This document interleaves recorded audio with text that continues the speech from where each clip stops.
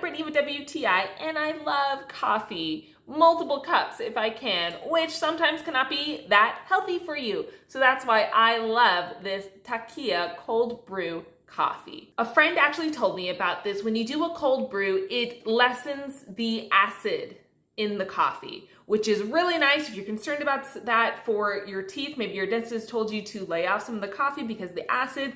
This is a great option. And also you can have multiple cups of coffee and worry less about the effect that it's going to have on your body. I also love it because sometimes when you wake up in the morning, you don't have a lot of energy, the idea of making coffee is exhausting. So I love how just before I go to bed, I can just put the grounds right here in the cylinder, twist it on, and let it sit overnight on the counter. And when I wake up in the morning all groggy and out of it, I can just grab it, make myself iced coffee, which is a nice option, or I can just put it in a cup, put it in the microwave for a minute or two, and now I got hot coffee. It is so nice. It's so versatile.